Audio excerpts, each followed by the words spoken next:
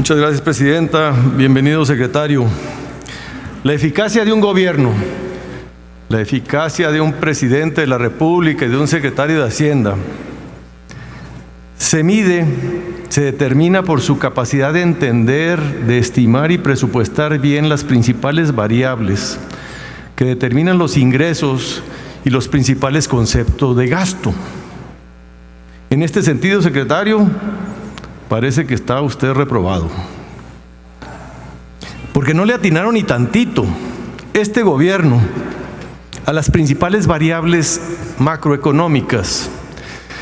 Empezando por el crecimiento económico, estimaron crecer un 2% y difícilmente vamos a llegar al medio punto porcentual, es decir, una cuarta parte. Y usted ahorita aludió mucho a que los principales países, las principales economías del mundo estaban en desaceleración. Es cierto, pero ninguno, secretario, tiene estas desviaciones tan grandes de resultados de lo real contra lo que ellos mismos estimaban.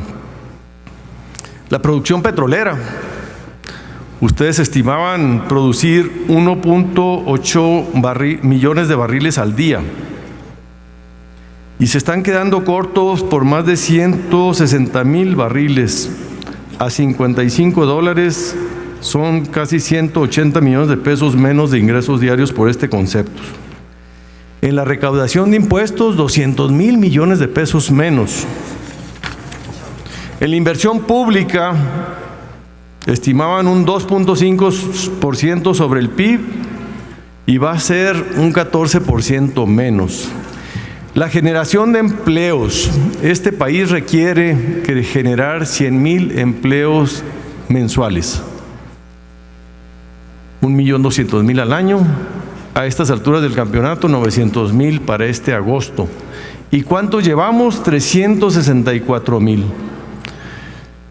Siguen fallándole, pero gacho, 60% menos. Confunden la gimnasia con la magnesia al intentar combatir la corrupción que todos apoyamos, tirando al niño con el agua sucia que todos criticamos. Cancelan, amputan y eliminan impunemente programas y proyectos, patrimonios de los mexicanos, con repuestos subóptimos, opacos y sin reglas de operación, y no hemos visto las denuncias por corrupción correspondientes. Eliminan el INADEM, Fondo Minero, Aeropuerto Internacional, el INIFED. Y luego tienen una práctica que se llama hágase la voluntad de Dios en los bueyes de mi compadre. Los grandes sacrificados aquí son los estados, los municipios y los órganos constitucionalmente autónomos. Las participaciones a los estados y municipios que ya tienen una gran estrechez en sus finanzas públicas y que han hecho esfuerzos grandes para salir adelante, ustedes le recortaron más del 10% en términos reales. El presidente de la República nos afirma, y esto también le quiero preguntar, y cito, entre comillas, aunque es poco el crecimiento, hay una mejor distribución del ingreso en este gobierno. Dice que no estamos creciendo, pero que se está desarrollando porque se distribuye mejor el ingreso. Yo le quiero preguntar a usted, ¿respalda la afirmación del presidente de que se está distribuyendo mejor el ingreso en 2019? ¿En qué lo sustenta? Este gobierno ha tenido asignado para este ejercicio fiscal el presupuesto más alto de la historia en términos nominales, poco más de 5.8 billones de pesos, y aún así no ha sido capaz de generar ni un punto porcentual del crecimiento económico. Señor secretario, en el primer informe se nos señala que las medidas de austeridad contribuyeron a la generación de ahorros y al mejor manejo de los recursos públicos. Y una de las acciones que emprendieron fue realizar una reestructura organizacional en la Administración Pública Federal. ¿Nos puede informar el número de plazas que se redujeron en este año producto de este proceso? ¿Nos puede decir cuántas se recortaron y cuánto ha sido su impacto producto de la reestructura organizacional? Y nos puede dar la cifra desglosando aquellas plazas de la alta burocracia, es decir, las plazas desde directores generales adjuntos hasta el presidente de la República. Puede informarnos a cuánto ascendieron los ahorros en el programa de austeridad y combate a la corrupción y por qué solo no se han liberado los 500,000 millones de pesos, como lo había anunciado el presidente desde su campaña y al inicio de este gobierno, sino que han obtenido 200,000 millones de pesos de menos. ¿Qué ha pasado con la confianza económica? Cuando ustedes entraron en esta administración, estaba en los niveles de confianza históricamente más altos, tanto el nivel de confianza del consumidor como de los inversionistas, pero desde que tomaron el mando ha venido consistentemente a la baja. Pemex está técnicamente quebrada.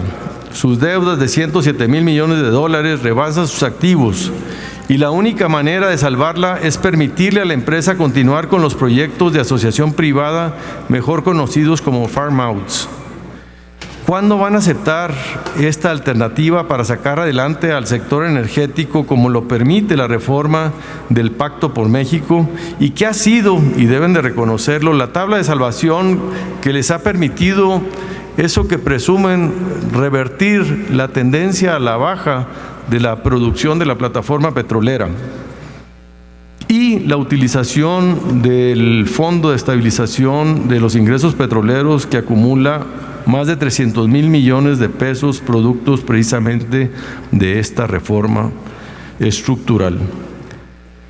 El presidente también nos dijo que con la venta del avión presidencial se iban a generar muchos ahorros, luego que iba a servir para financiar el Plan Integral de Desarrollo para Centroamérica, y la última vez que lo escuché prometió el agua a los pobladores de Zacualtipán, en Hidalgo, con los recursos que se obtengan con su enajenación. Dos preguntas. ¿Nos puede informar cuánta será la utilidad o la pérdida estimada que se va a generar con la venta de este activo cuando se realice?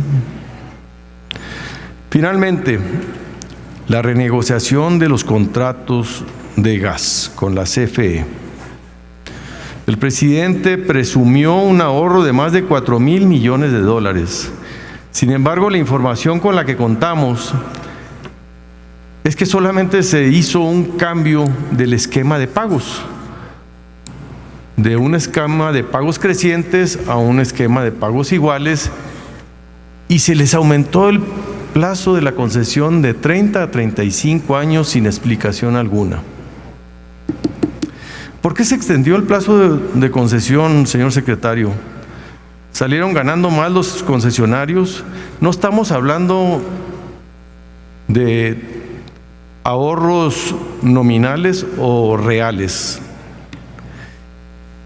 Por último, para terminar, díganos qué espera usted que suceda para que se revierta el círculo vicioso en el que nos encontramos. Baja confianza, baja inversión, baja el empleo, baja el consumo y baja la recaudación.